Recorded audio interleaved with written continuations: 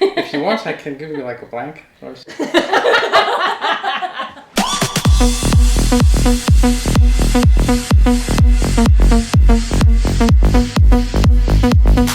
Hey, it's Music by Lucas. And Lauren C. Ray, DJ filmmaker, DJ producer. Let's get to this very special video with our very special guest, Jon Sine. Hi, welcome to the studio. So we are here with him because, well, we actually have already done a video with Jon Sine, and I'll put that up here if you guys want to watch our first one, which was a few months ago during our tour. But we were in town and we were like, Jon, we gotta hang out and also see your new studio, which is what we're gonna be covering today, you guys. So if you ever wanted to open up a new studio or improve your current studio or have a studio in general, in your bedroom, anywhere, exactly. We're gonna cover that today. Jon's gonna help us out a little bit because he is obviously a professional. Not really, but yeah. Also, if you want to watch Jon's daily vlog where he shows like the actual like behind the scenes of when we got here and much more legit. You about guys are what gonna happened. see what we were up to, what we did today. Go check out Jon's channel. We'll leave that in the description below. If you're not subscribed to him, I mean, come on. He's you gotta go already. Daily videos. You got some. Daily. You got some. So. Yeah, you guys can't necessarily tell from watching this because looks, you're just seeing this, but this is a huge upgrade, Jon. What is going on? I don't know. You just have to risk sometimes. So first, Jon, I'm wondering, because I know nothing about it, what made you decide to start a studio, and like if somebody else watching is interested in doing something like this, what are the things that they need to do first? Like what do you need to have a studio? So I'd say the most important is like the location. Mm-hmm. You need a space that isn't really as outside, so that you have it quite in the studio to record. Now what about if you don't have an option to find, like let's say someone watching this is like 16 or whatever and they just have their bedroom, what are some like, like I know you've been in the business for a while, so what are some tips that you did? Or So yeah, really location is key. If you don't have other options and you're limited to your home, your bedroom, then probably the most important is like getting the room acoustic to sound good if you have the possibility to do it. Yeah, usually it's hard because you sleep in that room, work in that room. So yeah, proper speakers, proper room acoustic, it helps a lot mixing. A lot. Like you will mix twice as fast, way more accurate. So it makes sense if you do it full time or make money with making music. If you don't, then just first learn making music. Yeah. Like when I was first starting, and even now I use headphones a lot because we're on the road a lot. So I don't necessarily have the option to like have a studio. Like sometimes when we're at a location, we can go rent a studio or be at a studio, which is cool, but you don't always have that option. Sometimes you want to just make music on the plane or something. So sometimes, headphones as well, right?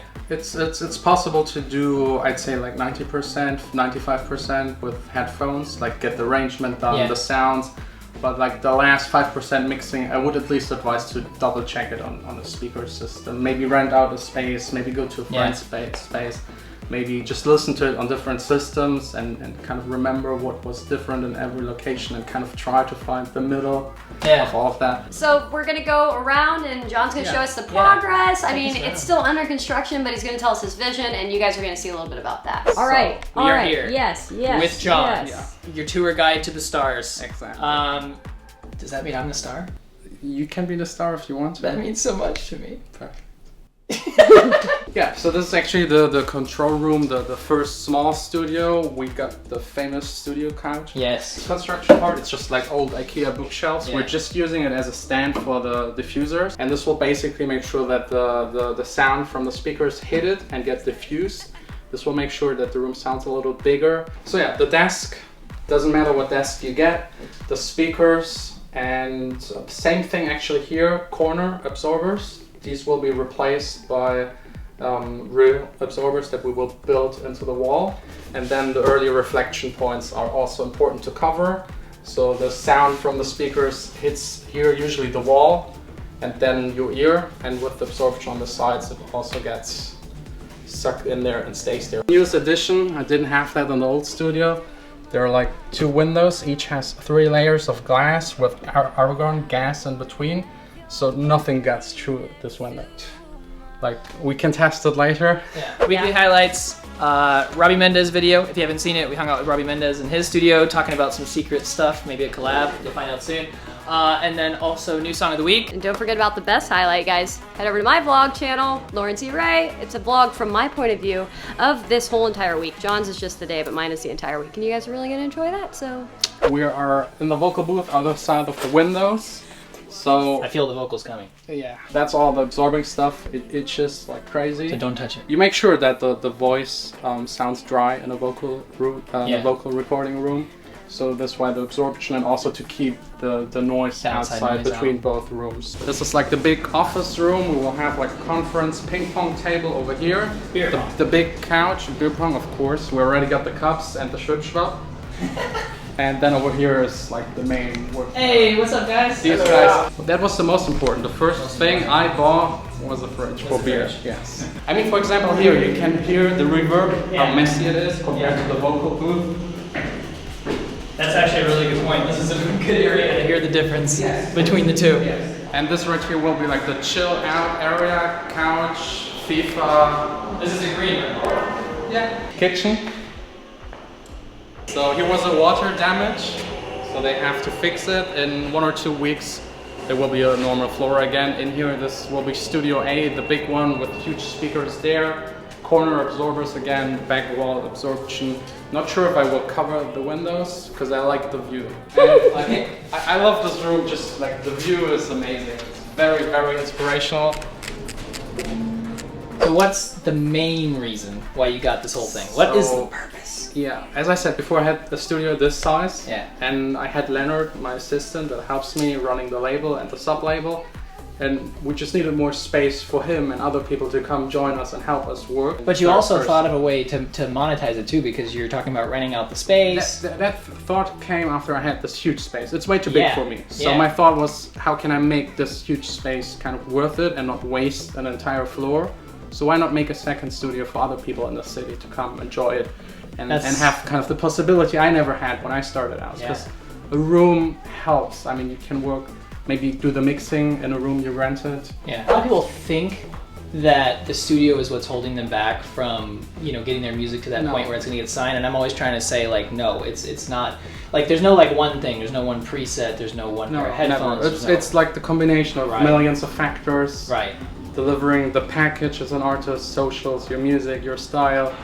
So at the end of the day, don't get pressured by seeing all of this and thinking, oh man, if I don't have this giant Jon Sine amazing studio, then I can't make it. Because how long have you been doing music? A long time, right? 15 years. 15 years. And this is the first year where I can afford something like this. And it's still risky. Like, you could come back next month and I'm not here anymore. You made it before you had the studio. You know what I mean? Like, you didn't need this. This wasn't what was keeping it. You first do your stuff. Like, the most important is to make good music. So focus 100% on making good music, because everything else will follow very easily if you make the good music. The labels, the money, the gigs.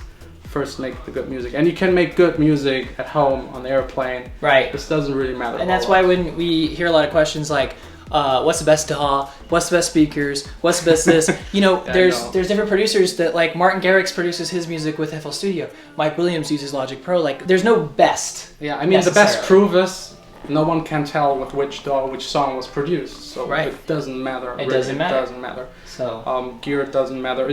I think the most important factor is like time. Yeah. The time you put into it and how much effort and how efficient you are with your time. So if you figure that out, everything else should follow. But be patient. All right, and that is it. Thank you guys for watching this video. Make sure to head over to Jon's channel, subscribe of course, and then watch his video because it's amazing and it's about our day. Yeah. And I think I learned a bunch today. I hope you did too. Yeah, no, I was actually expecting you to just have a new studio room, not a new headquarters. Yeah, that's what he was saying. So this is like Jon Sine HQ. It's a big step. I'm really, really pumped. Like you're inspiring me to want to work way harder even, so killing it. If you love Jon, give this video a thumbs up because he's the best. And don't forget to subscribe here too if you're new. And yeah, Dusseldorf. Is that the outro move? This is the Dusseldorf outro move. Okay. If you guys don't remember, me and him started a rap duo, Joe Luke. We were supposed to have... Flashback. I think we got it. We were supposed to have exclusive music on Vine and MySpace. Yeah, I think that's maybe the problem. That was the problem, our distribution. Oh. But we got the mic, we got the vocal booth, so maybe let's hit it.